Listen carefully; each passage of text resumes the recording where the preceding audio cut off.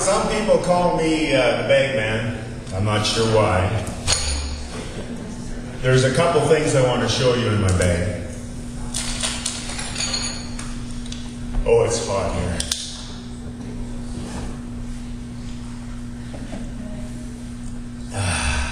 Message from my sponsor. I first got my first quena when I was in Bolivia. La Paz, the highest capital of the world. And I took my quena and I was too shy to ask somebody to show me how to play this most simple instrument. 3 holes on the top, 1 on the bottom, and I blowed. And I blew. And I did other things. And I couldn't get it.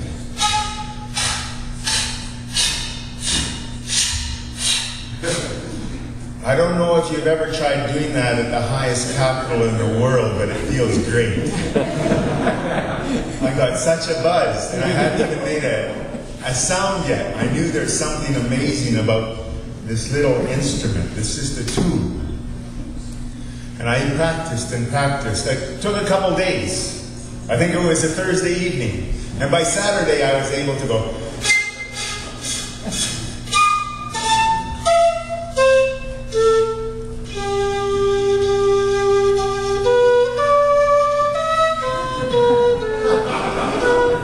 I don't know where it came from, my childhood, I think. And I just played, and I played, and I played. I eventually made it back to Canada. I eventually had an experience in my life where I thought, I'm going to go live on the streets as a bagman. How am I going to make my living and get enough food? And I thought, the quena, even if I don't make money, I'll feel good. So I hitchhiked down to Fort Lauderdale, Florida. That's where I was going to start, far from my home, be homeless. And I got off a bus, and there was this biker sitting at a bar in the outside of the bar, and he was drinking with his friends, and he said, "Hey, you boy, come here."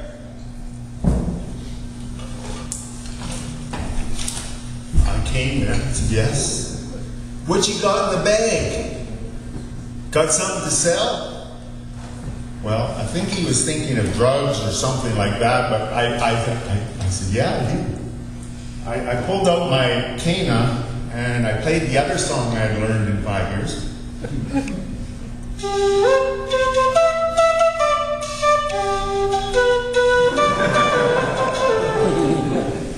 And he says, "That's pretty good, boy." He reached in his pocket and pulled out a buck, said, "Here's a buck, you keep playing, you're going to make some money." I said, "Thank you." He didn't kill me. I walked away with the buck in my hand. I said, "I'm going to be able to eat something today." But it was when I got up to New York City and I was playing in a subway about Christmas time.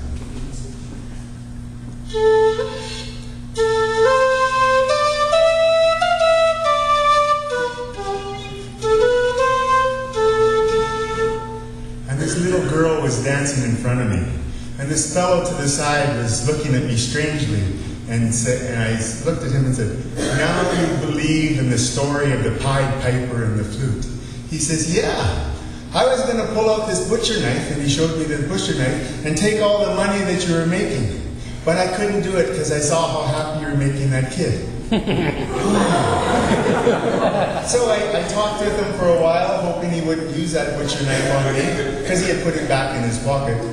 And he told me that he was a drug and alcohol counselor who had lost his job because he was addicted to crack cocaine, and he wanted some money for a hamburger. So I engaged him a little bit more in conversation and knew he was quite a peaceful fellow, and I gave him some money for a hamburger. And I'm still alive today. So the moral of the story is, I'm going to be doing a workshop on Saturday. You're all invited. The hardest part about playing this instrument is doing this. If you want to get a quena tonight, they're available, and you could practice for 2 days to do that. If you could do that, I could teach you some songs, and we have lots of fun. It's called Fun with the Quena. But I want to be very clear. if you purchase this instrument and you learn a few songs, I'm not saying that you are going to get high, like I did. I'm not saying that you're going to make money, like I did. And I'm not saying that this is going to save your life, like it did for me.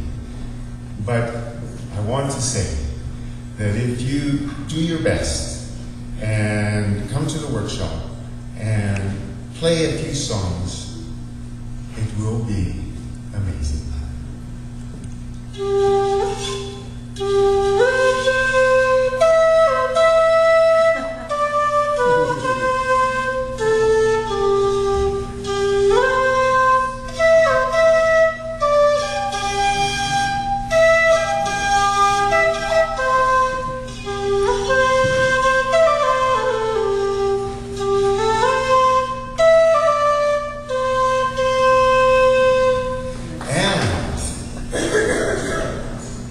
If you happen to pick up an instrument tonight, I will give you a bottle of water to cool yourself down. Because if you could do this, oops.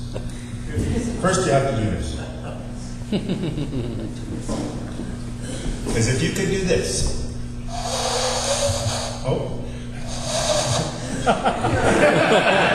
may have to drink quite a bit, but don't give up. If you can do that, you can play the quena. Have a wonderful weekend.